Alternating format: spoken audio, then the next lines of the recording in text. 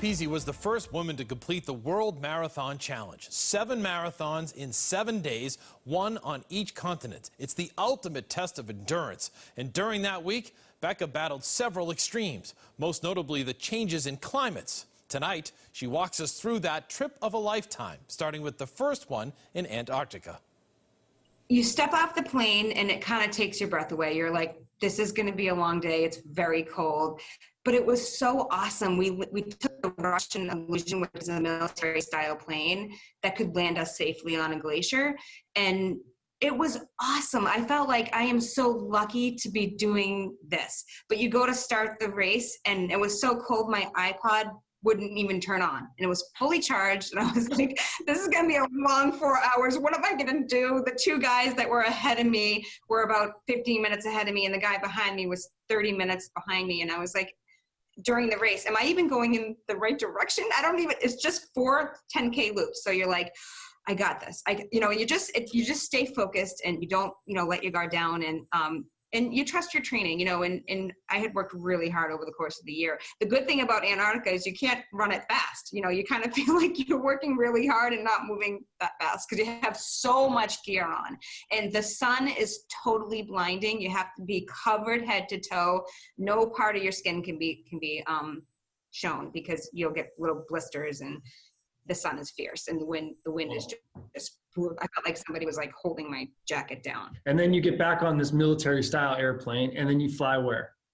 Chile. So we had about a 7-hour flight to get there. And was this one on roads, streets, pathways, bikeways? Streets. This one was from this point on, we were on the street. You must have felt like, wow, there's people out here, and there's buildings. Yeah, and that's what it was like. I'm like, somebody cheered my name. The first one that cheered my name, I was like, and because what would happen is the race director would alert the town and say, we're coming, and come cheer for us. And mostly running stores were like, oh my God, this is great. We'll go cheer her on. It'll be so fun. So that was really helpful. So plane lands, there's some time, you run the race, you finish the race. How are you feeling after number 2? I feel like strong and confident and right where I needed to be. And your body's holding up? Yeah, lots of recovery, lots of pliability, lots of just stretching and foam rolling, and was in a good place. Okay, so now 2 down. Where do you fly next? Miami, home course advantage. I had Starbucks and pizza.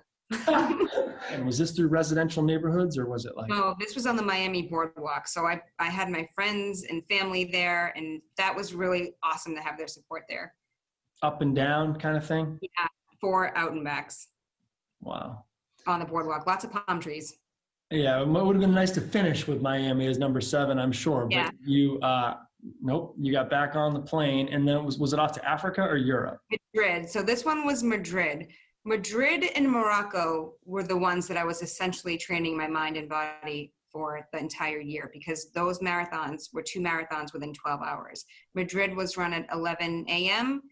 We took an hour-and-a-half flight to Morocco, and that was run at midnight. So I'm like, if I can just get through these 2 marathons, I'll be on the home stretch. So it ran around these camels, and it was in Marrakesh. Yeah. And I remember looking at these camels, and I was like, is this real life? Is this happening? And they were spitting. It was really cool.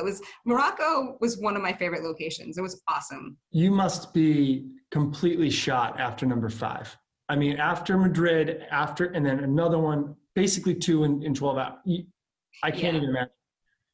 That was tough. That was probably harder than Antarctica, just because they were back to back. When I towed the line of Morocco, I'm like, yikes, I'm tired. And it took me about 5 to 7 miles to really wake up my legs. They just weren't really moving. So now from Marrakesh, you are flying where?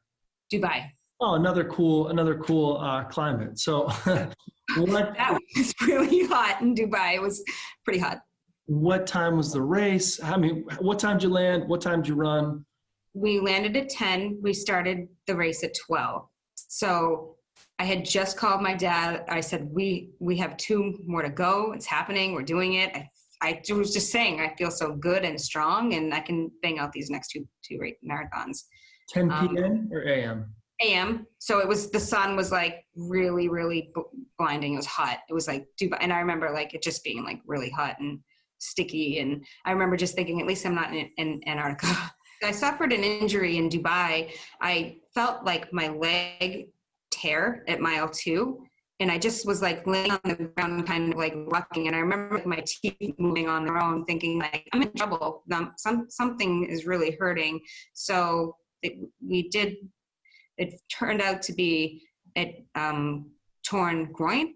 So I remember Tom Brady saying in the Boston Globe, we didn't come this far to just come this far. So I got up and I finished that marathon and literally just took 1 mile at a time and thinking, I put way too much, invested way too much time and money and effort into this, and nothing's going to stop me. So at that point, when I finished Dubai, I really wasn't in the best place, mentally and physically. I had 1 more to go. Okay. And so then you get ready for number 7 in Sydney. Again, where's this one running around? Is it like right near the Opera House? It was really awesome.